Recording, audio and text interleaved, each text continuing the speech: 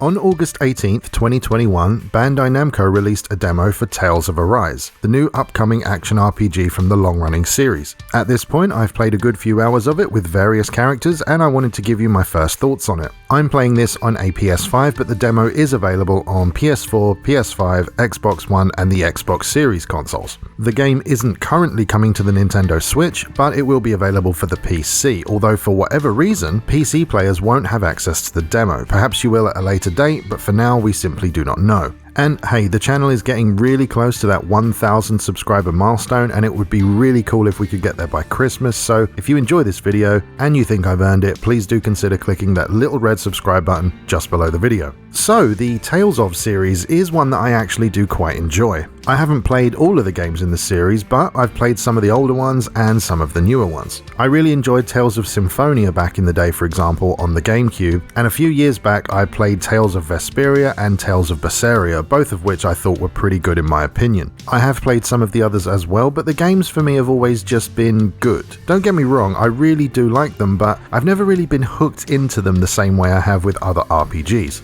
Having said that though, after playing this demo, I genuinely feel that this could be the Tales of game that really draws me into the world, and through its gameplay makes me want to see and complete every little part of it. When you first boot up the demo, you'll be given this huge wall of options which includes things like difficulty, subtitles, camera sensitivity, and pretty much everything else you'd expect. It's also got an option near at the bottom to prioritize frame rate or resolution.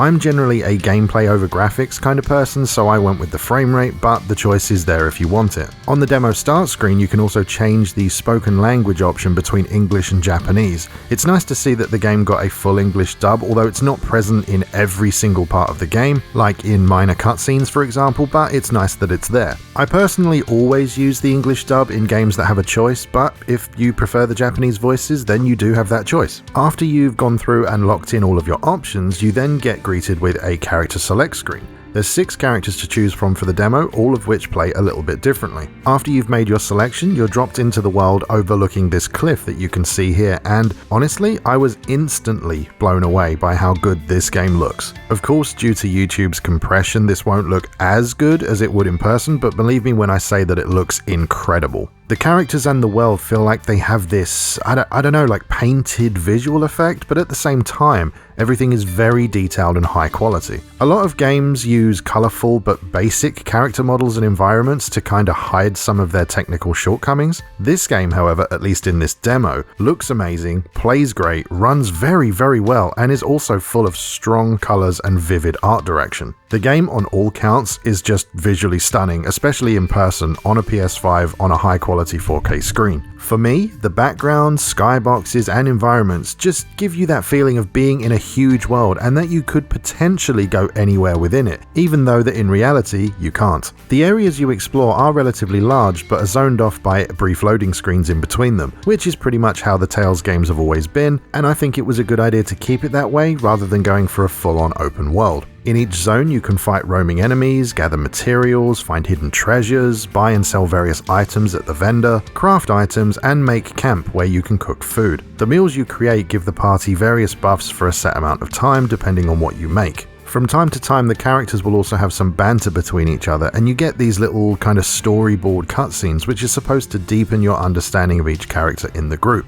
Whenever one of these storyboards is ready to be viewed, it will pop up at the bottom right corner of the screen and ask you to press R1 to view it. They are all optional though, so you can ignore them if you want to. Personally though, I watched them whenever I could because I think it adds some good overall personality to the characters. In regards to the combat, I'd have to say that it feels really fluid to me, and I thought that each hit had really good audio-visual feedback. There's so many effects flying all over the screen, characters moving around, and enemies launching attacks, but it never really felt like a mess or that it was overwhelming to look at. On my PS5, it ran flawlessly even in big fights with lots going on, and that really did impress me. I honestly thought the game would just chug along in big fights considering how good it looks, but I was happily proven wrong, and I don't remember noticing any frame rate issues whatsoever. It took a little while to get used to the attacking with R1 and dodging with R2. but after a short while it started to click. The arts that you can use, which are essentially skills or spells in other games, are mapped to the face buttons on the controller and all feel pretty fun to use. I really like the look of the fire attack that you can do with Alphen. It's so over the top, but man, it looks great.